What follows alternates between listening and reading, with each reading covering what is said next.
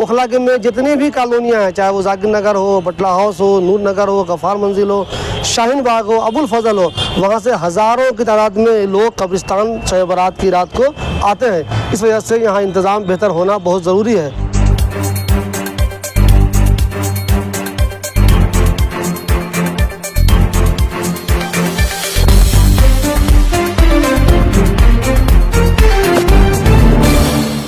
तो मैं अभी बटला हाउस कब्रिस्तान में हूँ। आप सब लोगों को मालूम है संडे को शब बारात है, तो हमेशा की तरह इस बार भी यहाँ की जो काउंसलर है नाजिया दानिश, पहले 3 बार उनके हस्बैंड शोएब दानिश काउंसलर थे, इस बार नाजिया दानिश काउंसलर हैं। तो उनके जो हस्बैंड है शोएब दानिश साहब, इस बार उन्होंने यहाँ सफाई का इंतज़ाम कराया है और वो कल भी कराएंगे सफाई।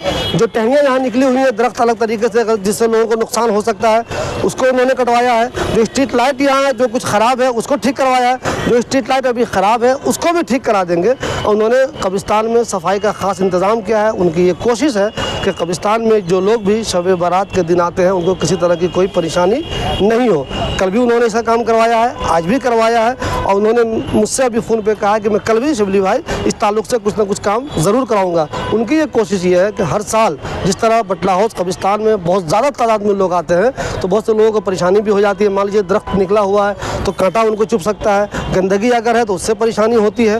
तो इसी ताल्लुक़ से हर साल ये लोग काम करवाते हैं। इस साल भी उन्होंने कल भी कराया है, आज भी कराया है और आने वाले कल में भी वो सफाई का बेहतर इंतज़ाम करेंगे। उनकी ये कोशिश है कि जो लोग भी यहाँ हैं उनको किसी भी तरह की कोई तकलीफ़ नहीं हो।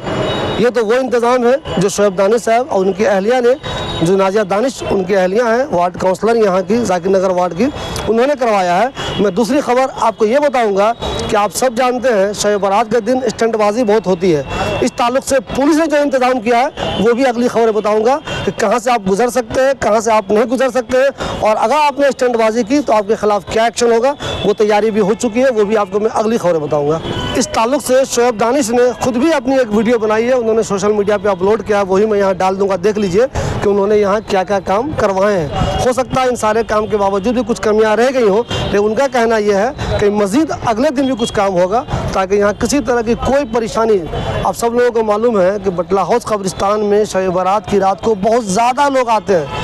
ओखला के में जितनी भी कॉलोनियाँ हैं, चाहे वो जाकिर नगर हो, बटला हाउस हो, नूर नगर हो, गफ़ार मंजिल हो, शाहीन बाग हो, अबुल फजल हो, वहाँ से हज़ारों की तादाद में लोग कब्रिस्तान शब बारात की रात को आते हैं। इस वजह से यहाँ इंतज़ाम बेहतर होना बहुत ज़रूरी है। ट्रैफिक के क्या नज़म होते हैं वो तो अलग है, यहाँ सबसे ज़रूरी ये भी है कि सफाई है भी कि नहीं है, मुनासिब तरीके से लाइट है भी कि नहीं है। जो जिम्मेदारी काउंसलर की है वो शोएब दानिश साहब कर रहे हैं, आज भी किया है, कल भी किया था और कल भी करेंगे। अस्सलाम वालेकुम। देखिए हम खड़े हैं बटला हाउस कब्रिस्तान गेट पर और ये हम जो काम करा रहे हैं शब बारात की और उसकी रमज़ान की तैयारी है। सारा पूरा कब्रिस्तान की साफ सफाई, रोड की बड़ी कीचड़ आ रही है और जो बाउंड्री हमारी ख़राब हो रही है, सारी बाउंड्री को हम ठीक कराने की कोशिश कर रहे हैं। आप सब लोगों का सहयोग चाहिए तो इंशाल्लाह हम 2 दिन में काम कंप्लीट करेंगे। शुक्रिया बहुत। हमारे साथ कब्रिस्तान के केयर टेकर हैं, इनको आप जानते होंगे, जो लोग भी आप यहाँ आते होंगे मैयत दफनाने के लिए, ये आप भी ज़रूर नज़र आते होंगे आपको। ये बताओ इस मौके पे जब शब बारात का मौका यहाँ होता है तो आप भी क्या लोगों से कुछ अपील करना चाहोगे? जी, यहाँ पर ऐसा है, अब हमारे बटला हाउस कब्रिस्तान में हमारे भाई शर्रे भाई थे, उनका इंतकाल हो गया है। वो यहाँ पर लाइट सेट लगाते थे और वो यहाँ पे पानी भी शरबत भी बंटवाते थे, लेकिन अब दुनिया से है नहीं, वो बेचारे ख़त्म हो गए। अल्लाह उनको जन्नत नसीब फिरदौस में जगह दे। बाकी हमारे कब्रिस्तान के अंदर लाइट वाइट लगती है हर साल और यहाँ पर सफाई का भी मौका दिया जाता है। सफाई अपना हम भी कराते हैं, बाकी हमारे भाई आए हैं वो भी कराए हैं, लेकिन हमें यहाँ की सफाई का रेख देख का ध्यान रखना चाहिए हर मुसलमान भाई को।